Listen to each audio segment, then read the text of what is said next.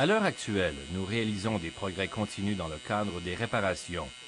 Nous avons terminé la première phase des réparations au cours de laquelle nous avons utilisé un outil de soudage vertical pour appliquer la technique de renforcement par soudage.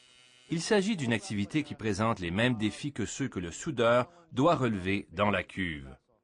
En ce qui a trait au relief, les ongles qui ont été amincis par la corrosion à l'arrière et bien sûr, le soudeur ne peut pas voir à travers la paroi de la cuve. Alors grâce au positionnement de précision de l'outil de soudage, nous ajoutons quelques millimètres d'épaisseur d'aluminium aux zones qui doivent être réparées afin de conférer une résistance mécanique accrue à la paroi de la cuve et de prévoir une tolérance suffisante à la corrosion, de sorte que la durée de vie de la cuve soit prolongée et qu'elle réponde à toutes nos obligations futures.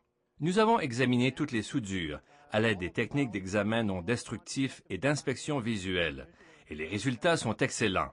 Nous sommes donc fort satisfaits de voir que nous obtenons les résultats escomptés.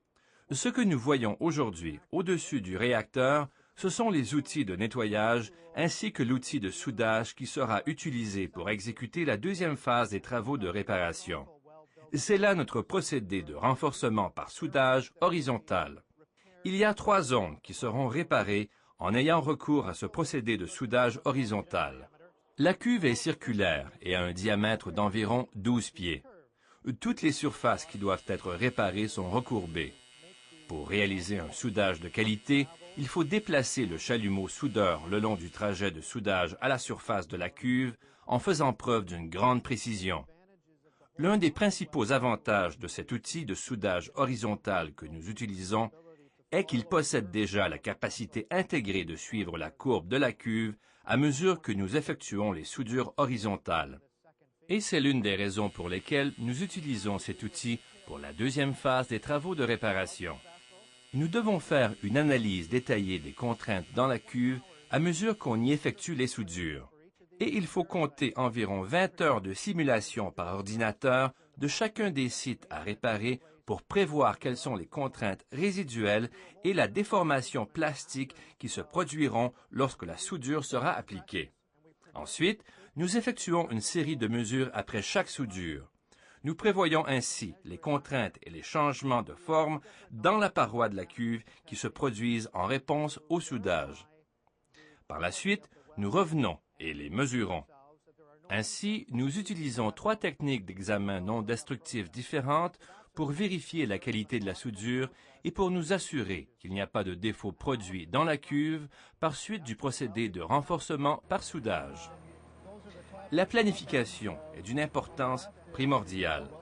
Nous devons préparer longtemps à l'avance des plans détaillés de manière à pouvoir tirer parti des avantages de réaliser des travaux en parallèle. Ainsi, alors que nous réparons la cuve, nous réalisons également des activités de remise en service. Nous commençons déjà à réaliser certains travaux à l'intérieur de la cuve dans les zones où nous avons terminé les réparations. Alors déjà, nous sommes engagés dans la transition entre les activités de réparation et les activités de remise en service. Nous faisons des progrès continus, mais n'allons pas aussi vite que nous l'avions prévu au départ. Nous avons eu à relever un certain nombre de défis en cours de route que nous sommes en train de régler.